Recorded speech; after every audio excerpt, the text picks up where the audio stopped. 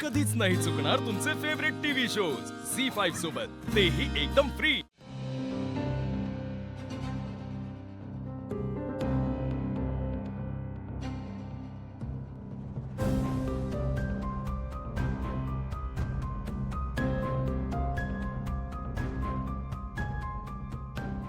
दिव्या, तू इथे नाही म्हणजे तू आता हकललंस मला घरातनं आणि आता हो हाकललं मी तुला, तुझा रागराग केला, पण माझ्याऐवजी दुसरं कोणी असतं तर काय केलं असतं? तू कसा वागलायस हे लक्षात कसं येत नाहीये चंदन तुझ्या? मी नाही माफ करू शकत तुला, आई आणि बाई आजी समोर नाही एक्सेप्ट करू शकत तुला। मी माफ कर असं म्हणतच नाहीये दिव्या, फक्त एक संधी दे एवढंच म्हणणं।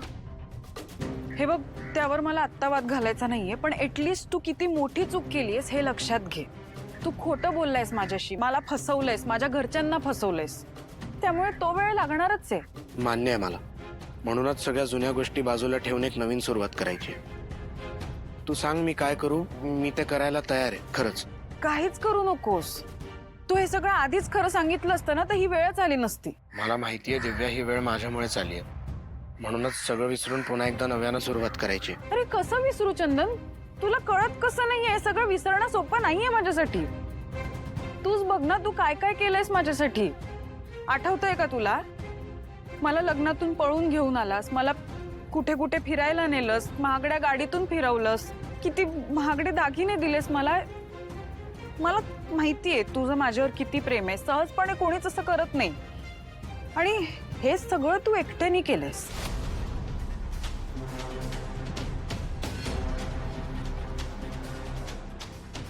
तू एकट्याने केलंयस ना सगळं, का कोणाची मदत घेतलीस? दिव्या, खरं सांगायचं झालं तर होती, मला एका व्यक्तीची मदत होती। कोणाची मदत? मला वाटलं तो हे सगळं तू एकट्याने केलंयस। नाही, आणि ती मदत मिळवणंही एवढं सोपं नव्हतं, पण हा, एका व्यक्तीनं केली मला मदत। कोण आहे ती व्यक्ती? जाऊ दे दिव्या, नको, राहू दे। सांग चंदन। नाही दिव्या, नको, जाऊ दे। बरं बरं, मी ओळखते का त्या व्यक्तीला? आहे एक व्यक्ती, आणि तू सुद्धा ओळखतेस तिला। हा, मग नाव सांग ना। आशूची बहीण कीर्ती।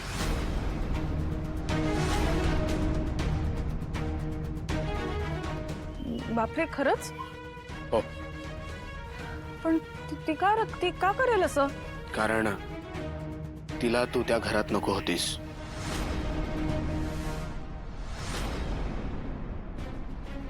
काय बोलू काही कळत नाही मला। दिव्या, हे बघ, मी मान्य करतो माझी चूक झाली, प्रेमापोटी मी चुकीच्या लोकांची मदत घेतली, पण आज मला कळलंय, प्रेमात फक्त प्रामाणिकपणाच टिकतो, आणि त्यानेच मी तुझं मन जिंकेल। थोडा वेळ लागेल मला मान्य आहे, पण मी थांबायला तयार आहे। तू किती प्रामाणिक होशील त्याचे गोडवे मी स्वतःच गायले ना आता। बाकी ठीक आहे रे, पण प्रेमात पण तू दुसऱ्यांची मदत घेतलीस। तुझं प्रेमही तुला स्वतःच्या बळावर जिंकता आलं नाही। तुझ्या या खोटारड्यापणामुळे ना चंदन, त्या गावात मी किती राबले हे माहिती नाहीये तुला, आणि हे असं सहजपणे विसरणं शक्य नाहीये माझ्यासाठी। तू जा इथून। मी मूर्ख आहे, मी का तुझ्यासारख्या खोटारड्या माणसाशी बोलायला येते माहिती नाही। जा, माझा राग वाढायच्या आधी इथून जा प्लीज।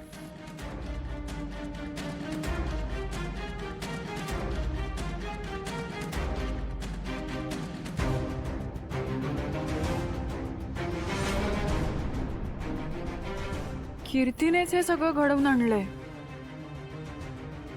मला लक्षात कसं आलं नाही?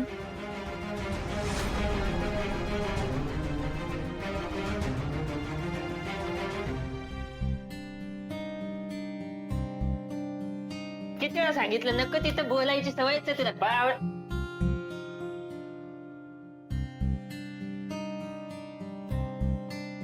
बॅटरी परत याचा दिलाचा चुरा झालासा दिसतोय। भाई काय झालं, बोल काय झालं? काही नाही। इकडे बघ, अरे तुला थोबडा सांगतोय, दिव्या त्यांनी परत तुला उदास केलं ना? काय बोलली? सांग, काय बोलली ती? नाही रे, काही नाही. अरे बाबा, आता तू बोललास तर तुझंच मन हलकं होणार आहे ना, त्यात आमचं काय आहे काय रे? हा, यार अप्पर, तिची मागणी फारच मोठी आहे रे.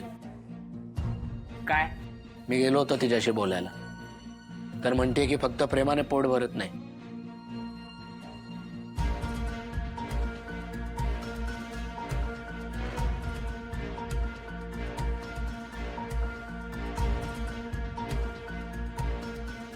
भाई, फारच सॅड आयुष्य झालं रे तुझं. अरे तेच ना, एक चूक माणसाची इतकी वाट लावते. अरे पण तो तिच्यासाठी इथपर्यंत आला, पळून नाही गेला. आणि आपल्याला माहिती आहे ना दिव्याताई कशी येते, आणि याचं प्रेम पण आहे म्हणून याने एवढं केलं. सायलेन्सर, पहिल्यांदा बरोबर बोललास बरं का तू, पहिल्यांदा. भाई, तू तिच्यासाठी एवढं सगळं केलं आणि ती तुझ्याशी असं वागते. माझं ऐक, मित्र म्हणून सांगतोय, सोडून दे तिला, सोडून दे. भाई खरं सांगतोय, सोडून दे. हे फायनल आहे तुझं? तू सोडणार तिला? सोडशील? फायनल झालं.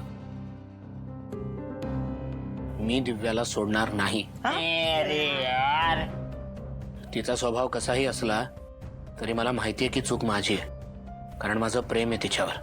काहीही करून मी तिचं मन जिंकणार. भाई बघा, परत तूच नंतर उदास होतो आणि तूच खचतोस बर का. नाही बॅटरी, आता नाही. अरे पण भाई, अरे भाई ऐकून तर घे. हाय यार, हे हा आगीचा गोळा इकडे कुठे चालला? अरे, ही इथे काय करते? अरे कुठं निघाली?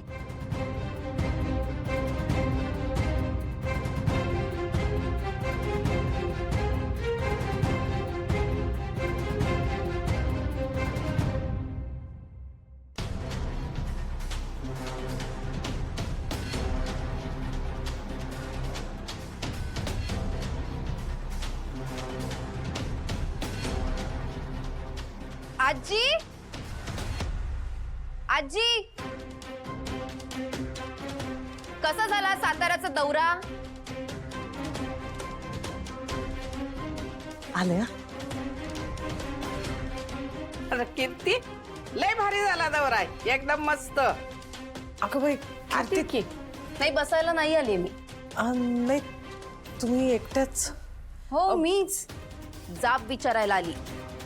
कसला? का काही झालंय का? काय झालं, काय झालंय विचारायची हिंमत कशी होते तुमची?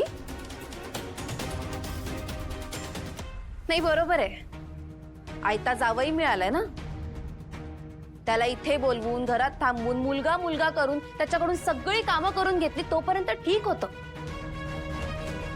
आता त्याचा जीव घ्यायला सुद्धा मागे पुढे बघत नाहीयेत तुम्ही. तो फक्त तुमचा जावई नाहीये, कुणाचा तरी मुलगा आहे, कुणाचा तरी भाऊ आहे. असा काय विचार करते? काय चुकीचा विचार केलाय मी? भाऊंना फोन करून त्याला तुमच्यासोबत पाठवायची गळ घातली होतीत ना? तुमच्या वयाचा मान ठेवून आशूला तिकडे पाठवलं ना आम्ही. काय झालं तिकडे? सांगा ना, काय झालं तिकडे? तुम्हाला काय वाटलं तुमची झालेली चूक लपवून ठेवली तर आम्हाला ती कळणार नाही, आणि आम्हाला जर कळलं तर आम्ही काही बोलणार नाही असं वाटलं का तुम्हाला? वस्तीतले लोक. झी5 ॲप डाउनलोड करा आणि पहा सर्व एपिसोड्स एकदम फ्री.